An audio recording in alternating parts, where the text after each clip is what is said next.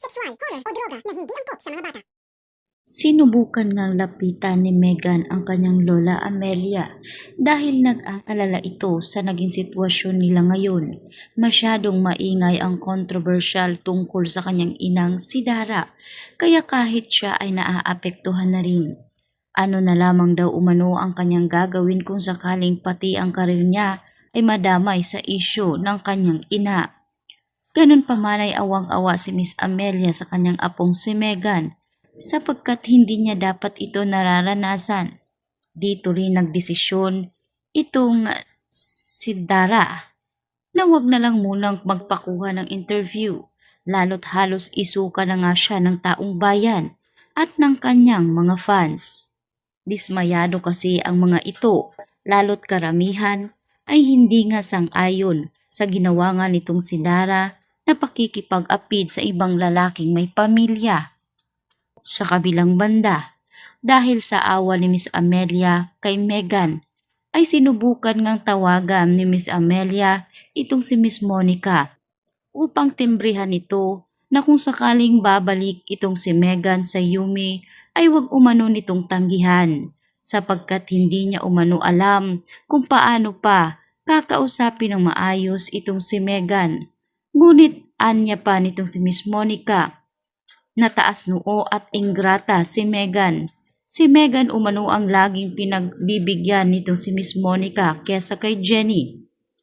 Ilang beses ring nagkamali si Meghan subalit hindi ito pinansin ni Miss Monica. Ngunit si Jenny sa isang pagkakamali lang ay tinanggal niya. Ni isa ay wala umanong humabol para ibalik si Jenny.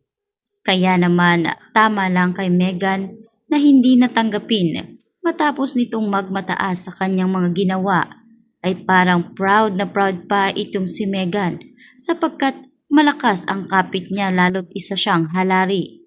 Kaya nararapat lang umano na bigyan ng parusa itong si Meghan sa kung anuman ang resulta ng kanyang mga desisyon. Walang nagawa itong si Miss Amelia. Kaya naman itong si Meghan ay sumubok ngang lumapit muli kay Miss Monica sa takot nitong hindi na makabalik pa itong si Meghan dahil sa iskandalong kinahaharap ngayon ng kanilang pamilya. Ngunit itong si Miss Monica ay hindi na hinarap pa itong si Meghan sa tindi kasi ng galit at inis nito. Kaya si Nate na lamang ang humarap kay Meghan. Nagmamataas pa rin itong si Meghan. Kaya sa huli ay umiyak ito dahil alam niya na kapag hindi na siya tatanggapin ng Yumi ay siguradong wala na ring tatanggap na ahensya sa kanya. Ganun pa man ay pinanindigan nga ni Nate ang desisyon ng Astra M na hindi na tatanggapin ang mga taong umalis at pinili na ngang mag-iba ng landas. Kaya naman tuluyan na ngang babagsak ang karir nitong si Meghan dahil sa kanyang mga desisyon.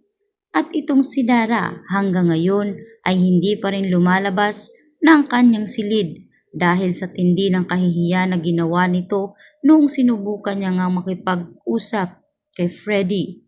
Wala ngang kaalam-alam itong si Dara na habang nakikipagdiskusyon siya na ayusin ang nangyaring gulo ay naririnig pala ito ni Miss Vanna.